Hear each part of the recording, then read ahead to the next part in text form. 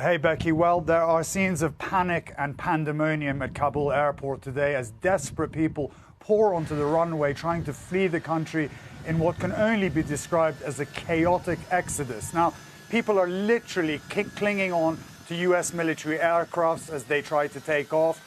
The US is in charge of the airport there, but their focus is on the evacuation of American personnel. As far as commercial flights go, it's a disorderly mess with little security, and the commercial flights are currently not running.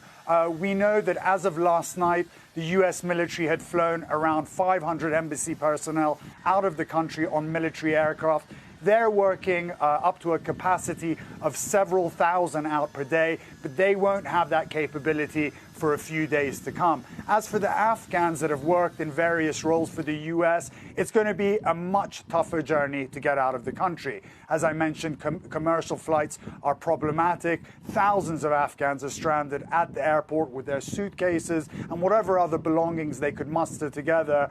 And just getting to the airport, Becky, from far-flung locations in Afghanistan means having to run a very dangerous gauntlet that could cost them their lives. There are also reports that NBC News can't confirm that 5 people have been killed at the airport. It's unclear under what circumstances. It could have been gunfire, it could have been a stampede, but it's so chaotic there. The details are only dripping out as the day unfolds. Ali, we have watched that video of the Afghan citizens kind of surrounding the military transport plane and trying to grasp onto the sides of it. We've watched that again and again this morning.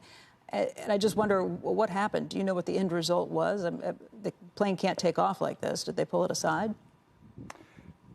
No, one of the planes actually took off, and there was also some very disturbing video that's emerged of people falling out of the wheel hub of the airplane after it had taken off. But most of the planes were grounded because they simply couldn't take off because there was a stampede of people on the runway, literally, as the video showed, clinging onto the plane. So a lot of them had to be grounded, and then the US Army then had to form a perimeter around the runway to stop people pouring onto the runway, and they had to fire warning shots in the air to disperse people. So it's a real mess there, and you can see that the Afghan people, who are obviously not supporters of the Taliban, are desperate to find a way out of that country, even resorting to clinging on to wheels of airplanes.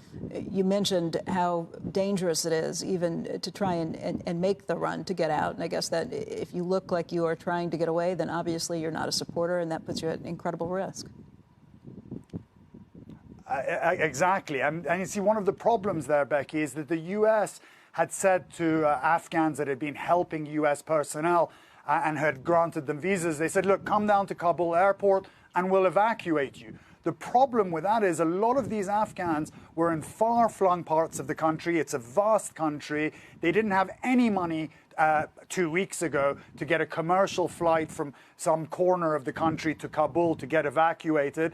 And they just simply couldn't go by roads with their families because it was too dangerous. If the Taliban caught them, at best they would be detained, and at worst they would be killed. So it was this really dangerous gauntlet that they had to run through the country, which many of them were unable to do and are now in hiding, totally unaware of what the future holds for them, as the Taliban has now totally overrun the country.